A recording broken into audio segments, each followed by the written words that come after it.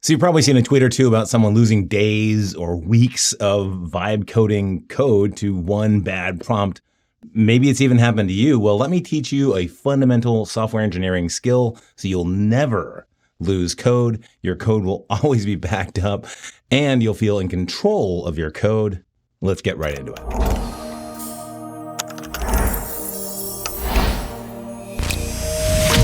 All right, so what we have here is a clean profile of VS Code. That means that there's no extensions that have been installed, nothing but out-of-the-box VS Code, including even the fonts are exactly the same as you get off the shelf. And what I want to do is show you the process of incremental development. Whether you're doing vibe coding or regular coding, this is how software engineers develop code incrementally. It's so ingrained that I don't think most folks even think about it, but it's how we develop code safely without the potential of losing any progress as we go. So the way I'm going to demonstrate this, I'm going to build a little project using vibe coding. It's going to be a calculator. It's going to have some scientific functions we're going to add onto it, and then we're going to theme it in purple. And logically, I want to break it down into 3 steps. I want to build that calculator base, then I want to go and add some scientific functions, then I want to go and theme it in purple. And in the incremental process, at each one of those steps you test, did I get a good calculator? Did I get good scientific functions? Did it theme in purple?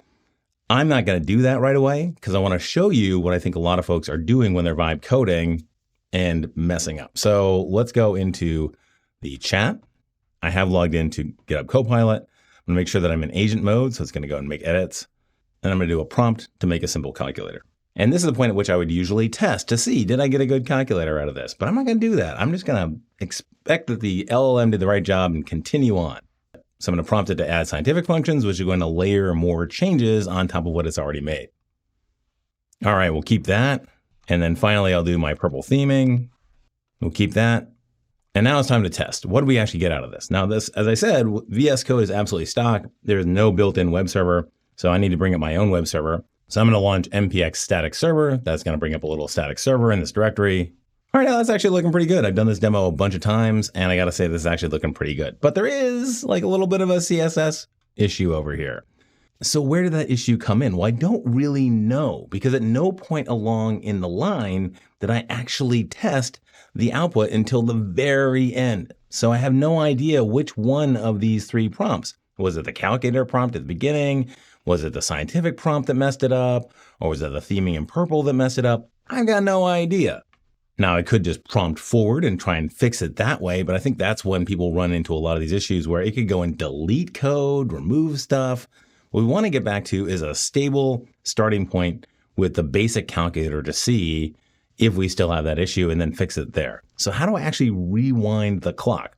Well, I could use undo, but I'm going to show you a feature that I don't know a lot of people know about because I didn't know about it until about 2 months ago. And that's the timeline feature down here. If we click on any of these files, take index.html over here, we can see that we have a timeline of the edits that were made to this file. So we have the initial calculator down here, and then we have the scientific functions. If we go to the styles.css, you can actually see 3 because this is file specific.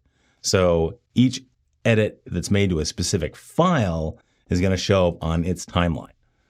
With the index.html, we only did it twice, and we can actually rewind the clock. Check this out. So I can go over here and go and say restore contents, refresh, and now, woo, now we're back to the original calculator that we had. How cool is that? So it's actually saved checkpoints in time. And that's the skill and the habit that I want you to get into. You build and test and build and test until you get it to where you want it, and then you save it as a known good point. Then you continue on and you add more functionality. And because this is file specific, if I wanted to get back to the original state, I need to go over here to styles and go back over to restore contents. And now this is exactly what it started looking like at the beginning. And because it's not right, we can go and fix it now and set that as our starting point. So I'm going to try and fix it with some vibe coding. And there it's now fixed. And you can see over here that our timeline is now showing that we fixed it. And yes, we could say that now it's saved in the timeline, but that really doesn't satisfy me. And as I say, I only found out about this timeline feature about 2 months ago.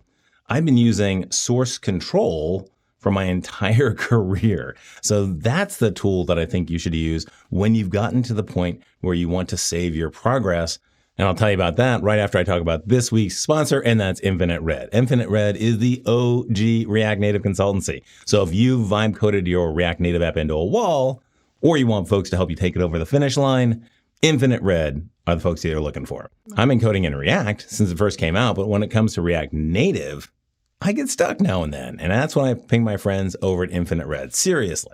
They've been doing React Native since the start, and they have helped tons of companies, big and small, make fantastic applications. You should check out their case studies. They made some amazing apps. And they help build up the skills of the internal teams as they do it.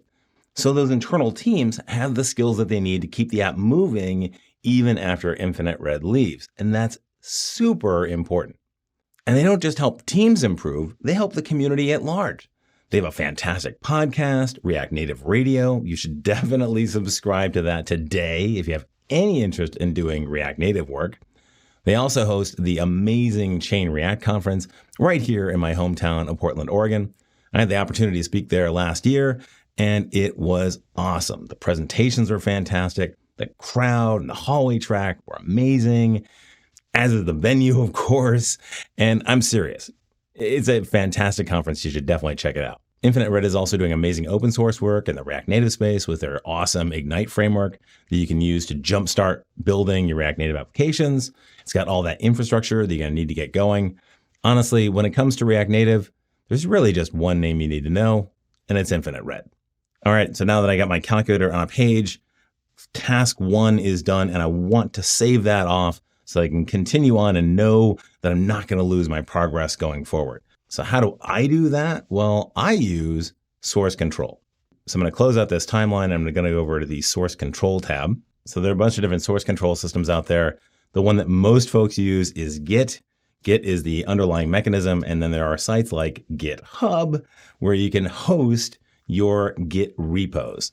So the first thing I want to do is initialize a repo in the current directory, and that's going to hold a copy of all of our code and keep versions of it as we keep on adding changes to it. So I'm going to hit the initialize repo button to start that off. And then it's going to ask me, hey, well, what do you want to put in that repo to start? Well, I want to commit the existing state of all these changes. So I'm going to give it a message. Now you can give it any message you want, although with some projects, there's actually a structure to the message. I'm just going to use something that's going to be meaningful to me in this case, which is to say that I have a good working calculator at this point. So I'm going to commit that. I'm going to commit all those files. And now let's check it out. So if I go back over here and I do a little bit more vibe coding, like let's just say I want to do that purple theming. It's made a bunch of changes to the CSS. I can try those out. Oh, wow, it actually messed it up again. So let's actually go and see. This is actually a really good demo. So we can see here is the delta between what's in the working tree of the source code control system and what is actually right now in our files. The red stuff is anything that is deleted, and the green stuff is anything that it is added. And this is actually your first step in debugging, because when you think about it, if you're going from known good state to the next state, if you started with something good, like our calculator that didn't have this overhang over here, anything that changed between then, which was good, and now, which is not good, is probably the bug. And in fact, actually, if I look down here, we can actually see the bug. So I want to bring back this box sizing border box. So I'll bring that back in, hit save, and now we're fixed again. And if I go back over here to my tree, we can see that that's now in green because we're bringing it back in. The only reason that it's in there at all is that I didn't actually add this extraneous comment on it. If I did that, then it wouldn't even be red or green. It would just be the same as it was before. Okay, so we like those changes. So now we'll commit that as good purple theming. Yes, there we go. And now at the beginning of this, I mentioned that we can also even back this stuff up into the cloud. Well, how do we do that? Well, we publish the branch. So let's click on that. So now it's going to automatically set up a repo on GitHub and publish our changes to that repo. And we get the choice. Do we want a private repo that's just for us? Or do we want a public repo that anyone can see? I'm going to choose a public repo. It's going to publish that. Very cool. All right, now let's go take a look at GitHub and see. So if I go in my GitHub repositories, we can see Simple Calculator updated right now. And we've got our 3 files in there with our changes and all that. It's got that good box sizing border box. And now I can actually pull that down anywhere. I can pull that down onto different machines. Other folks can pull that down and use it. It's now backed up and into the cloud. So now I have 2 copies of this. I've got the one locally on my machine and I've got the one in the cloud, and I can be assured I'm never going to lose any of my changes. All right, well, I hope this puts you on that path of building up that incremental development skill. Build, test, get to a known good point, save it, and then continue on from there. And that way you'll never lose your progress. You'll never lose code. Coding should be fun. Building applications is fun, and losing code is certainly not fun. And we have a lot of tools in there to help you not lose code, not lose your progress, and help you build great applications. All right, if you enjoyed this video, be sure to hit that like button. If you have any questions or comments, be sure to put that in the comment section right down below. And if you really, really like the video, hit that subscribe button and click on that bell and be notified the next time a new Blue Collar Coder comes out.